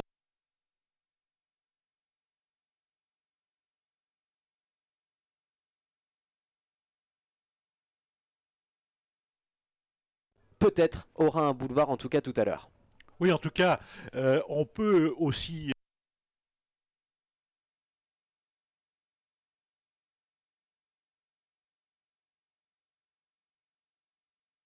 c'est vrai que ce maillot vert, il tient par un petit bout de ficelle, hein, puisque De Vries n'a que 5 points d'avance au général sur Quentin Joregui. Donc l'écart est très très mince entre le leader de ce classement général par points maillot vert et le second, Quentin Joregui. C'est la raison pour laquelle, et Lilian a fait une excellente analyse de la situation en tout cas, c'est la raison pour laquelle on retrouve en tête de course cette formation Metec, dont l'objectif est peut-être la défense de ce maillot vert de leader. Aujourd'hui, il est certain que les équipes ont des objectifs totalement différents. La BNB, bien sûr, elle a pour objectif de défendre le maillot jaune. La Metec, elle a pour objectif de défendre le maillot vert. Et c'est vrai que les intérêts divergent en fonction des situations de course. En tout cas, Ce qui m'impressionne quand même, c'est de voir ce peloton, un peloton encore compact qui roule en direction de la dernière difficulté du jour, la côte de l'Antiole, qui n'est qu'à 13 km de l'arrivée, alors que là, les coureurs sont actuellement à 17 km seulement de cette arrivée, c'est-à-dire dans quelques kilomètres, donc nous serons au sommet, dans 7 km précisément, nous serons au sommet de cette côte de l'Antiole, dernière difficulté. Le maillot jaune, Lilian, a l'air relativement bien placé. Pied qui lui reste, un coéquipier de luxe avec Pierre Rolland, quatrième d'un Tour d'Italie, huitième d'un Tour de France, triple vainqueur sur les étapes de Grand Tour, 2 fois sur le Tour de France, 1 fois sur le Tour d'Italie, et avec Sébastien Schoenberger, l'Autrichien, précieux depuis le début de la semaine, précieux tout à l'heure dans la côte de Varassieux, et que l'on retrouve toujours très concentré. On a peu d'équipes qui ont plus d'éléments que cela, puisque tout à l'heure l'ascension du Mont du Faz a fait des dégâts. On n'a d'ailleurs pas d'écart, on guettera tout à l'heure les délais, mais on imagine qu'il y a effectivement de très très gros écarts qui se sont creusés dans une étape longue de 171 km où on n'a jamais vraiment levé le pied depuis le départ donné tout à l'heure de Saint-Maurice-l'Exil. On retrouve également Bressin Cyclisme, un coureur du Vélo Club de Vanvelin que je crois avoir aperçu sur la gauche de l'écran, un coureur de Charvieux-Chavagny-Isère Cyclisme, tout à l'heure avec un coureur de l'Excel également. AG2R Citroën U23 a toujours au moins 3 coureurs dans ce groupe principal, donc un groupe intéressant. Tao Kéméré sur la gauche de l'écran pour le Vélo Club Villefranche-Beaujolais. Voilà donc de quoi nous offrir en tout cas un final assez intéressant pour l'instant, mené de main de maître par les coureurs de la formation Metec. On n'a pas de situation donc sur les groupes qui doivent naviguer bien entendu derrière le peloton de tête. En tout cas, les coureurs auront intérêt à choper le groupe Eto pour rentrer dans les délais bien sûr. Délais dont on rappelle qu'ils sont aujourd'hui de 12%. Ils ont été augmentés par rapport à ceux offerts lors des 3 premières étapes, limités à 10. Aujourd'hui on est à 12. Demain je crois qu'on va se situer à 14 ou 15% de délai dans l'ascension de Chartreuse et de Beldon, mais c'est vrai que les coureurs auront intérêt à rester au sein des groupes Eto qui vont se constituer au fil des kilomètres. En tout cas, l'avant ne perd pas de temps et à 15 km de l'arrivée, c'est-à-dire une vingtaine de minutes avant l'arrivée ici sur la ligne à Beaurepaire qui accueille cette 4e étape, eh bien le peloton est organisé autour de la Metec. Le maillot jaune en second rideau, le maillot jaune de Quentin Jauregui avec ses 2 coéquipiers, toujours les coureurs d'AG2R Citroën U23, donc bien représentés, peut-être l'une des formations les mieux représentées d'ailleurs dans ce peloton de tête, et qui peut-être jouera également son rôle dans le final. On les a vus à l'avant tout à l'heure, l'autre jour avec Thomas Delphis qui avait tenté sa chance sur la route de Saint-Quentin-Falavier, Matteo Allard hier, Valentin Retailleau également avait pointé le bout de son nez hier après une étape difficile jeudi, peut-être malade, peut-être pas au mieux en tout cas. Il avait perdu 12 minutes, du coup il n'a plus rien à perdre sur la route de l'Alpe Isère Tour. On l'a vu hier repointer le bout de son nez à l'avant, on l'a vu aujourd'hui dans le groupe de 18 coureurs qui occupaient les premières positions après le Mont du Faz. Cela veut dire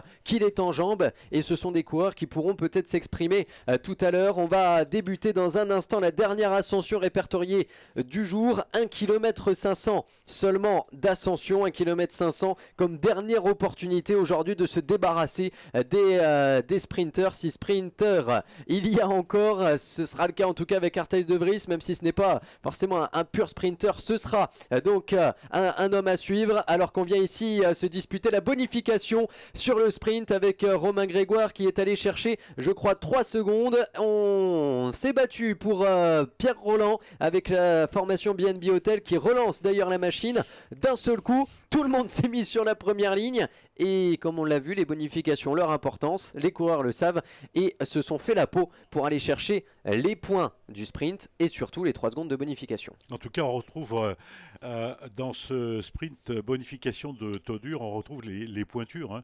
Franchement, quand on voit un Romain Grégoire et un Pierre Rolland, ils sont intenables en tête de course. Et moi, ce Romain Grégoire, là, le leader de la Groupama FDJ, m'impressionne beaucoup.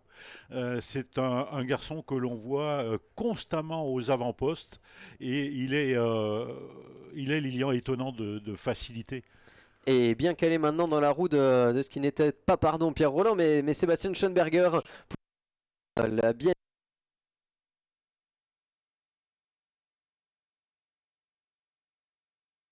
relevé, cela fait un petit peu mal aux jambes. Lars Boven est obligé de faire l'effort en 7ème position pour boucher le trou. On voit Valentin Retailleau idéalement placé, le champion de France Espoir, maillot de champion de France qu'il n'a pas sur les épaules. On n'est pas sur une épreuve consacrée aux moins de 23 ans comme cela peut être le cas parfois. C'est vrai que chez les Espoirs on a rarement l'occasion de sortir ce maillot, mais on lui rappelle assez souvent à Valentin Retailleau qu'il a été champion de France des moins de 23 ans la saison dernière, un coureur qui passera professionnel dans les rangs de cette équipe AG2R Citroën au 1er août prochain et que l'on retrouve en tout cas très actif et très présent dans le final de cette étape. 12 km 500 de l'arrivée. On rappelle que la côte de l'Antiol fait 1 km 5 à 5%. Le sommet sera situé à 10 km de l'arrivée alors qu'on retrouve un coureur de l'équipe de Charvieux-Chavagneux-Isère Cyclisme ici aux avant-postes, peut-être avec Thomas Deveau dans cette formation, l'un des meilleurs amateurs du peloton actuel, et bien qui vient montrer là aussi le maillot de cette équipe de National 1 et qui prend l'air de rien quelques mètres d'avance. Oui, tout à fait, alors que nous sommes à moins d'1 kilomètre du pied de la dernière difficulté du jour, donc cette côte de l'Antiol. On a vu tout à l'heure un geste intéressant de Romain Grégoire qui demandait un relais. Et quand Romain Grégoire demande le relais, je crois qu'il n'y a pas beaucoup de candidats à le succéder, à le remplacer. Et on a vu tout de suite que personne ne souhaitait prendre le relais. Donc du coup, Romain Grégoire est rentré dans le rang. Mais là, on attaque cette côte de l'Antiol et tout de suite le maillot jaune donc, est venu se replacer. Et ça c'est particulièrement intéressant de voir un Quentin Jauregui faire le travail, c'est incroyable hein. Quentin Jauregui qui s'est replacé en 2e position dans l'ascension de cette côte de l'Antiol. Il ne laisse le soin à personne hein, de mener, en tout cas il montre ici qu'il est fort, qu'il est très très fort Quentin Jauregui. Et c'est sauf qui peut là maintenant derrière Thomas Deveau qui a mis le feu aux poudres, lui qui a brillé au niveau national sur le Grand Prix de Vougy, le Grand Prix de Saint-Étienne, lui qui avait remporté une étape sur le Tour du Pays Rouennais, on l'a dit, très actif depuis le début de la saison, l'un des meilleurs amateurs actuels, et bien avec ce maillot de Charvieux-Chavagneux-Isère Cyclisme que l'on retrouve dans les premières positions. Quentin Jauregui s'était accroché et lui a finalement laissé 2-3 mètres, on semblait en difficulté à l'arrière du côté de Lars Boven pour la formation Jumbo-Visma Development. Et quel bel effort ici à 1 km du sommet pour Thomas Deveau qui va peut-être aller basculer en tête. Il y aura encore un gros effort à fournir derrière. L'équipe de Charvieux-Chavagneux-Isère Cyclisme maintenant organisée autour de Thomas Deveau puisqu'elle a perdu l'un de ses coureurs dans le début d'étape, Antoine Debons, qui était bien placé également à seulement 27 secondes du leader qui a mis pied à terre dans le début d'étape, alors que derrière on réagit avec un autre coureur amateur et je crois que c'est Rémi Capron pour le C Saint-Étienne qui était toujours dans ce groupe pour dynamiter maintenant ce peloton, réduire l'écart sur Thomas Deveau dont on revoit d'ailleurs l'offensive. Et derrière on s'est un petit peu interrogé, on n'y est pas allé tout de suite, attention à ne pas laisser trop de champ à un duo qui pourrait basculer en tête si on devait retrouver effectivement Thomas Deveau et Rémi Capron ensemble dans les 10 derniers kilomètres, compte tenu du fait que derrière il n'y a plus de grosses armadas pour contrôler. Même les BNB Hotels ne sont plus que 3 coureurs et on va aborder donc le sommet maintenant de cette côte de l'Antiol classée 4e catégorie. Et est-ce qu'on va conserver un petit avantage pour Thomas Deveau? On aborde en tout cas une partie plus descendante et lui ne se relève pas. Oui, tout à fait. En tout cas, c'est la dernière difficulté du jour. Nous sommes à 10 km de l'arrivée ici à Beaurepaire. Il y a une descente assez rapide en direction de Lentiol et Marcolin par la suite. Et il restera donc, quand nous serons à Marcolin, 5 km tout le programme restant pour les coureurs rescapés. C'est vrai qu'on a un bel effort des équipes amateurs, en tout cas, qui n'en se laissent pas compter et qui font, on le peut le dire, Lilian, pratiquement jeu égal avec les équipes professionnelles. Ah, ils le font en tout cas dans cette phase de course avec toujours ces coureurs de National 1 qui profitent de ces épreuves également pour se révéler au grand public ou en tout cas aux grandes équipes qui sont là et qui guettent. Ne vous faites pas d'illusions lorsque l'on voit un coureur comme Thomas Deveau aussi à l'aise dans une classe 2. On imagine les contacts qui peuvent se faire le soir.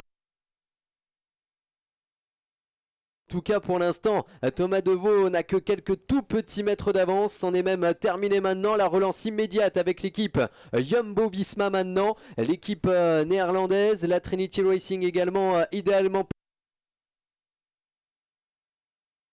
dans 9 km, un sprint à Beaurepaire, sprint réduit par rapport aux journées précédentes, puisqu'au fur et à mesure des kilomètres et des ascensions, on a perdu beaucoup de monde en route. En tout cas, ils sont encore une trentaine à pouvoir espérer se disputer la victoire sur la ligne d'arrivée à Beaurepaire. Oui, tout à fait. Et c'est étonnant, hein, au bout d'une étape comme celle-là, plus de 170 km, de voir un groupe aussi important se présenter à Beaurepaire sur une arrivée qui sera délicate à gérer parce que nous avons sur l'avenue de la Gare une avenue droite, large, longue, mais seulement donc un virage sur la gauche pour entrer sur ce circuit d'arrivée, un virage à angle droit, donc un virage à 90 degrés sur une route qui donc est relativement étroite, et là ça risque d'en surprendre plus d'un. En tout cas, le coureur qui va passer en tête au virage, effectivement, précédant cette ligne d'arrivée, aura toute chance peut-être de pouvoir l'emporter. Toujours Romain Grégoire en tête là actuellement. Toujours Romain Grégoire avec peut-être Jesse Kramer pour l'équipe Jumbo-Visma Développement, un coureur de la formation Israel Cycling Academy également sur cette portion ultra rapide, alors que derrière on s'accroche pour Magnus Brinsrud, le coureur porteur du maillot rouge de la combativité, lui qui avait passé toute sa journée à l'avant hier et maintenant légèrement distancé, alors que la route remonte un petit peu maintenant avant de replonger sur Beaurepaire, et une nouvelle offensive du côté du team DSM Development, et ils sont tous à bloc maintenant pour essayer de garder le contact. En tout cas, un coureur de la DSM, un coureur de la Trinity Racing, Romain Grégoire en 3e position, Lars Boven est en 4e position, un coureur de l'équipe AG2R Citroën U23 idéalement placé également. Allez, ce sont les dernières portions montantes, ensuite on va plonger jusqu'à l'arrivée. À noter que dans ce groupe on a toujours également un coureur de la région Auvergne-Rhône-Alpes, la sélection Auvergne-Rhône-Alpes, que l'on a aperçu juste à l'arrière avec je crois Benjamin étape dans ce groupe, et qui est effectivement toujours au contact pour le vélo club de Vaux-en-Velin. C'est Antoine Roussel, des coureurs qui avaient pourtant perdu du temps ces jours précédents, mais qui ici font une étape remarquable maintenant en direction de Beaurepaire. Oui, sachant qu'au sein de l'équipe Auvergne-Rhône-Alpes, on a vu très souvent un Adrien Guillonnet, on va dire remuant. Adrien Guillonnet vraiment a fait de belles choses sur cette première partie de course, sur ces 3 premières étapes, alors qu'on nous communique le passage du sprint de Todure. Premier Romain Grégoire, ça n'est pas une surprise. Deuxième Thomas Deveau, 3e Alexis Guérin. Donc c'est vrai que Romain Grégoire est là et il le prouve ô combien. Sprint, il est dans les ascensions, et pourtant il ne doit pas y avoir beaucoup d'équipiers de la Groupama FDJ avec lui. Je ne sais pas s'il y en a d'autres, c'est même peut-être pas certain, mais ce garçon, donc avec un talent né, est là, et il montre le maillot et le bout de son nez à chaque étape finalement. On l'a vu, Romain Grégoire. on a vu Romain Grégoire sur l'ensemble des étapes et ses coéquipiers sont bien là, on en a aperçu. Hier, Ruben Thompson, vainqueur sur le Tour du Val d'Aoste, avait également fait un bout de chemin en tête avant de partir à la faute. Alors sans gravité, il n'était même pas tombé, mais lui qui accompagnait Valentin Retailleau sur une partie d'étape, alors qu'ici la moto va devoir prendre un maximum de champ parce qu'on est sorti avec l'équipe AG2R Citroën U23, peut-être encore avec Matteo Allard, et cette fois-ci il y aura pas d'erreur pour Matteo qui est en train donc de fausser compagnie au reste de la troupe dans cette partie descendante. Allez, peut-être le coup de force de l'équipe AG2R Citroën maintenant, U23, les espoirs, la relève de l'équipe World Tour aux avant-postes dans l'Alpe Isère Tour avec Matteo Allard qui a pris donc quelques mètres d'avance. Derrière, cela a complètement désorganisé la formation Metec. La Jumbo-Visma également est en deuxième rideau et on va essayer d'avoir un écart au moins visuel en bas de la descente avant d'aborder les 5 derniers kilomètres bientôt en direction de Beaurepaire où sera jugée l'arrivée. 6 kilomètres encore et c'est sauf qui peut, donc Matteo Allard surpuissant ici qui a pris quelques mètres d'avance. Oui, nous sommes dans la traversée de la localité de Marcolin, très précisément. Et c'est vrai que nous ne sommes plus qu'à 5 km. C'est une belle poursuite. Poursuite pour l'homme de tête, mais aussi poursuite derrière. Hein, parce que, bien entendu, l'enjeu, c'est de revenir sur l'homme de tête. Et on voit encore une nouvelle fois, Lilian, les casques jaunes de la Metec mettre le nez donc à la fenêtre. Là aussi, c'est une phrase souvent utilisée dans le jargon cycliste. En tout cas, les coureurs de la Metec, eux aussi, sont là pour faire le travail et protéger le maillot vert de De Vries. C'est tout ce qu'ils ont pu faire le long de ces 165 premiers kilomètres, on va dire. En tout cas, pour l'instant, ça tient. Est-ce que ça tiendra encore sur les 5 km restants? C'est tout le mal qu'on leur souhaite. Ah oui, mais on ne prend pas le relais. Hein. On laisse Matteo Allard faire le tempo. Matteo qui a demandé un relais justement derrière au cours de la formation Metec. Et je crois qu'il lui a dit tout simplement, bah non, t'as voulu faire le malin en tête, maintenant tu te débrouilles. Et moi j'ai un sprinter derrière. Et du coup, à moins de 5 km, eh bien, cela va peut-être condamner ces deux hommes de tête, puisque Matteo Allard est tout seul pour rouler et que derrière, eh bien, on est juste quelques mètres sur le point de revenir. Matteo Allard qui renonce d'ailleurs maintenant et qui s'agace un petit peu, on le comprend, mais la formation Metec aujourd'hui mise sur un maillot vert, Arthijs De Vries qui sera le leader désigné dans ces 5 derniers kilomètres, dans cette équipe 100% néerlandaise qui va essayer d'aller chercher la victoire d'étape dans un peloton toujours regroupé ici avec... Ils sont combien là, Lilian? 35, 40 à peu près? Maximum, hein, maximum en tout cas pour ce groupe, les 40 meilleurs de l'Alpe Isère Tour et des écarts qui vont se ficeler. A priori, Quentin Jauregui ne devrait pas être bousculé du côté de son maillot jaune. Il faudrait que Lars Boven gagne l'étape et que Quentin Jauregui ne marque aucune seconde de bonification, ce qui paraît ici... Oh non, quoique. J'allais dire invraisemblable. Et si Lars Boven sortait dans le final, lui qui n'est qu'à 9 secondes avec son maillot blanc, qui a beaucoup fait rouler ses coéquipiers également, qu'on a vu terminer deuxième à Saint-Quentin-Falavier, peut-être l'envie pour lui d'aller prendre une bonne revanche aujourd'hui sur les routes de Beaurepaire. En tout cas, à 4 km de l'arrivée, 3 km maintenant, statu quo, on s'observe un petit peu, on est dans les 3 derniers kilomètres, réponse à toutes ces questions dans... 4 minutes maximum. Ah, oui, exactement, ça roule bien entendu très très vite au sein de ce peloton de tête bien sûr, et c'est vrai que l'enjeu est important, le suspense aussi.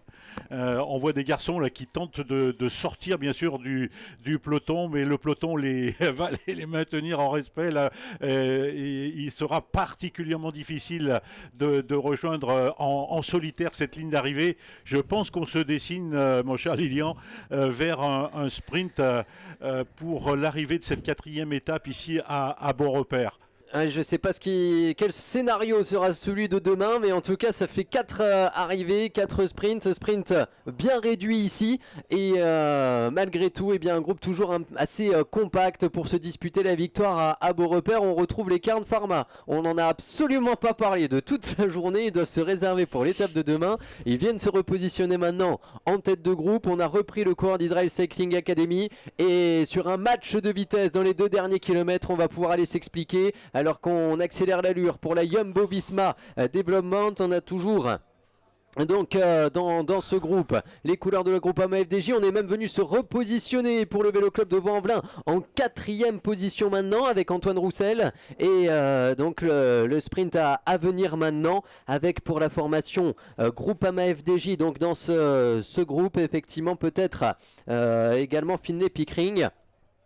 Nous sommes entrés dans les 2 derniers kilomètres de cette étape, Lilian. 2 derniers kilomètres, vous voyez que ça va très très vite en tête de course et qu'il y a des tentatives, des escarmouches tous les 300-400 mètres. Ça part, ça revient, ça part, ça revient. C'est une étape de folie qui est proposée là aujourd'hui. Une sacrée étape parfaitement tracée par les organisateurs du comité d'organisation du Tour Nord-Isère qui a élu domicile aujourd'hui à Beaurepaire pour l'arrivée de cette 4e et avant-dernière. Encore une fois un sprint impossible à maîtriser pour ces différentes équipes. Même la Metec semble être en difficulté pour contrôler. On l'a vu déjà à Charvieux-Chavagneux mercredi, aucune équipe n'avait pu emmener son sprinter dans le train habituel. On s'est fait piéger par 3 hommes sur la route de Saint-Quentin-Falavier jeudi, et ce qui avait permis à Quentin Jauregui de revêtir ce maillot de leader. Hier, Victor Koretsky sur un superbe coup à 5 km de l'arrivée a su conserver quelques mètres d'avance sur la ligne. Maintenant on est dans le dernier kilomètre de cette étape de Beaurepaire, les derniers hectomètres pour aller donc chercher une victoire d'étape avec un coureur de la formation BHS je crois aux avant-postes. La formation Inox est venue se repositionner. Artaïs de Vries, le coureur de la formation Metec, maillot vert sur les épaules, est en 5e position. Attention dans ce final avec les différents îlots directionnels également. On est venu se repositionner pour Valentin Retailleau, pour Joris Chaussinan également. Allez, Romain Grégoire est en 7e ou 8e position. On est dans les 400 derniers mètres maintenant. L'équipe Unox qui emmène ce sprint et on va pouvoir les accueillir effectivement. Le sprint lancé avec Artaïs de Vries qui a lancé de très très loin avec un coureur de l'équipe AG2R Citroën juste derrière Artaïs de Vries pour emmener toujours. Il va être battu par un coureur de l'équipe AG2R Citroën. Est-ce que c'est Valentin Retailleau qui est allé faire le sprint oui, pour l'équipe AG2R et qui vient s'imposer ici, le champion de France Espoir qui vient ici s'imposer devant Artaïs de Vries qui était présenté comme l'épouvantail dans le final et qui a priori donc vient bien se faire distancer. Un superbe finish, les coureurs d'AG2R Citroën qui ont été remarquables dans ce final et qui au milieu des équipes continentales sont allés tirer leur épingle du jeu. Valentin Retailleau s'impose en effet pour l'équipe AG2R Citroën U23. Artaïs de Vries prend la 2e place encore une fois, donc la victoire lui échappe pour lui qui devrait conserver néanmoins le maillot vert de leader sur les épaules. Romain Grégoire encore 3e pour la groupe AMA FDJ team Romain Grégoire donc complète le podium. On attendra la suite du classement alors qu'on revoit les images de ce sprint. Effectivement, Artaïs de Vries qui s'est un petit peu enflammé, qui a lancé de très très loin et finalement Valentin Retailleau vient donc ici s'imposer. Même lui semblait surpris, il a mis un peu de temps à lever les bras. Valentin Retailleau. Quentin Jauregui je crois vient prendre la 4e place de l'étape pour la formation BNB Hôtel. Pas de bonification pour lui. En revanche on va prendre quelques secondes encore pour Romain Grégoire qui en avait déjà pris 3 sur le sprint intermédiaire, qui va venir en chercher également à l'arrivée et donc faire un rapproché. On va peut-être être seulement ce soir à 15 secondes pour Romain Grégoire du leader du maillot jaune, effectivement Quentin Jauregui, qui va le conserver aujourd'hui. Il restera une grosse journée demain.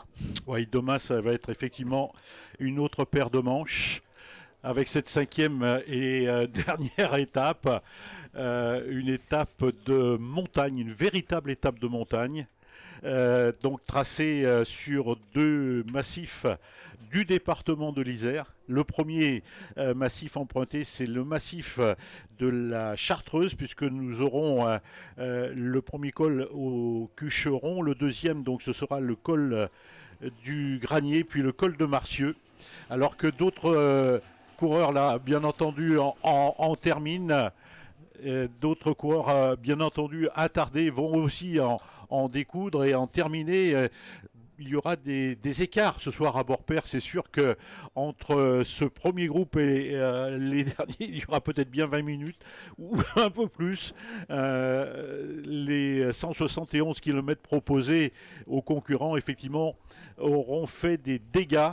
Et vous allez apercevoir donc les groupes passer sur la ligne les uns après les autres. On vous demandera de les applaudir en tout cas, parce que c'est la façon que l'on a ici à Beaurepaire d'accueillir tous les coureurs et de les remercier de leur engagement, bien sûr, de les féliciter aussi. En tout cas, donc très très beau final et victoire d'un amateur.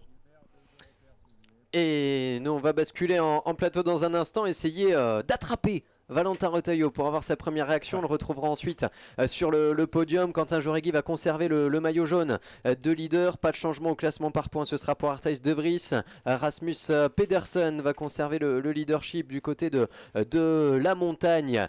Donc tout à l'heure également empoché le classement des sprints, le classement de la combativité, le sprint en or. Le meilleur jeune ne devrait pas bouger. On va confirmer cela dans un instant, même si Romain Grégoire effectivement est allé prendre quelques secondes de bonification. Il ne revient pas sur Lars Boven, qui sera donc à nouveau meilleur jeune. On va basculer effectivement en plateau. Juste le temps pour nous d'avoir la réaction également de monsieur Yannick Pack, maire de Beaurepaire, qui accueille aujourd'hui le final de l'Alpe Isère Tour. Bonjour à toutes et tous, bienvenue à Beaurepaire dans l'Isère, qui va accueillir cette année la 31e édition de l'Alpe Isère Tour. Donc où nous aurons l'arrivée sur notre commune le 28 mai, qui arrivera à Chemin des Sauzets. Beaurepaire, bourgade de 5000 habitants, avec une grosse affiliation au club associatif, sportif, culturel et caritatif. Et en ce qui concerne le vélo, nous avons l'association du Petit Braquet, qui, au-delà du cyclotourisme, si je peux appeler ça, a aussi des fervents adeptes de la petite Reine, et qui parcourt rapidement notre territoire, que ce soit les plaines de l'Isère ou bien la Drôme des Collines, qui permet pour les plus ardus et les plus volontaires de faire des jolies balades, d'avoir un petit peu mal au mollet. Mais bon, c'est assez sympa. Donc nous faisons partie de l'intercommunalité entre Bièvre et Rhône, et l'alternance entre le départ et l'arrivée, cette année départ Saint-Maurice-l'Exil et une étape arrivée à Beaurepaire, permettre à chacun de découvrir le vélo. Donc soit pour en faire un sport d'adepte ou vraiment du tourisme, puisqu'on a au-delà du vélo route des circuits VTT qui sont aussi agréables et qui permettent, que ce soit dans les champs, dans les bois, etc., d'affronter certaines difficultés tout en restant en bonne santé. Sur Beaurepaire également, nous avons un magasin de cycles historique, les cycles Argout, qui sont là bien sûr pour vous vendre du matériel, mais aussi pour vous conseiller quels sont les meilleurs atouts du vélo que vous recherchez, qu'ils soient, on va dire, VTT, vélo de course, électrique, à assistance électrique aussi aujourd'hui.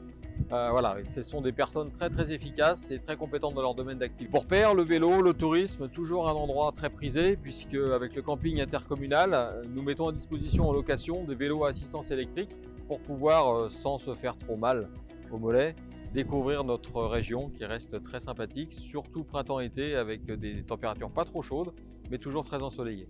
Voilà, j'espère que vous serez nombreux à nous rejoindre le 28 mai à l'arrivée de Alpe Isère Tour pour découvrir bien sûr cette manifestation sportive et cette bel élan, on va dire, de dynamisme sportif, mais aussi découvrir, pourquoi pas, les alentours de Beaurepaire. Vous serez toujours les bienvenus.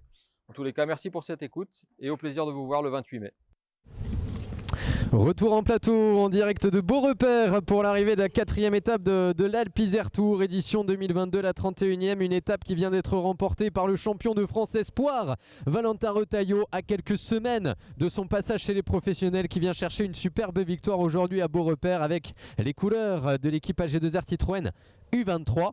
Espoir pour l'instant, World Tour dans quelques semaines. Coup de force de Valentin Retailleau dans un sprint que l'on revoit, un sprint parfaitement maîtrisé, qui semblait maîtrisé par la formation Metec avec le maillot vert d'Arthijs de Vries, qui s'est, Jean-Claude, un petit peu enflammé. Je crois qu'il a lancé de trop loin, le néerlandais. Oui, certainement. Et puis, il faut aussi rappeler donc, les coureurs néerlandais, les coureurs de la Metec ont bataillé quand même sur une bonne partie de l'étape. Et sans lui faire offense, il faut quand même reconnaître que Valentin Retailleau l'a joué très fine.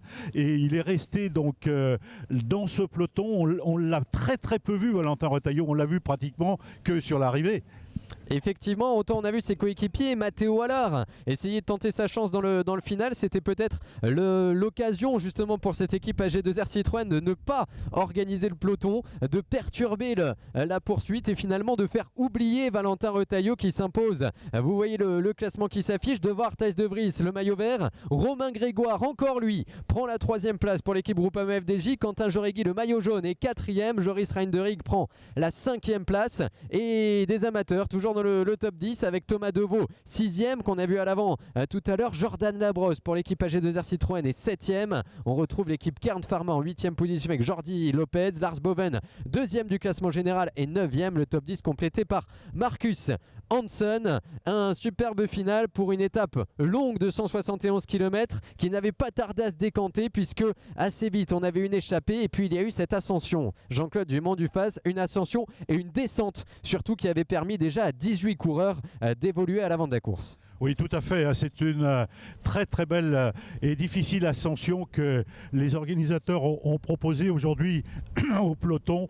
Une descente difficile parce que sur une route particulièrement étroite, une descente on va dire très technique et qui a permis effectivement à ces coureurs de s'illustrer d'une part et puis surtout de pouvoir rester en tête notamment dans les difficultés qui suivaient cette ascension difficile du col du Faz. En tout cas, ce qu'on peut dire aujourd'hui, c'est que les amateurs ont damé le pion aux coureurs professionnels. Les Français ont fait merveille. On compte 5 coureurs français ce soir dans les 7 premiers. C'est remarquable, hein, franchement. Bravo à ces coureurs français, tant amateurs que professionnels. Je crois qu'aujourd'hui, ils ont fait montre de très très belle qualité. En tout cas, ce qu'on peut dire, Lilian, c'est que je crois que le coup d'astuce de Valentin Retailleau a payé. Effectivement, dans un superbe finish pour cette équipe AG2R Citroën U23 qui vient concrétiser finalement le travail de ces derniers jours et on va avoir tout de suite la réaction de Valentin Retailleau que je vois se rapprocher de nous, le champion de France espoir, futur professionnel dans cette équipe AG2R Citroën qui nous rejoint effectivement.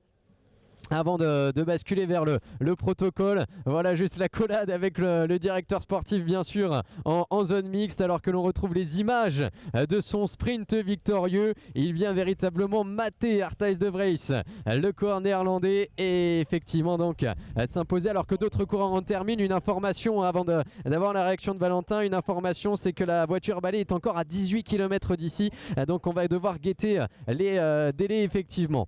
Donc Valentin qui est avec nous, tout sourire forcément après une étape parfaitement maîtrisée. Finalement la Metec a tout fait pour emmener un maillot vert qui a lancé d'un petit peu loin. Toi en tout cas tu étais dans la bonne roue dans le final.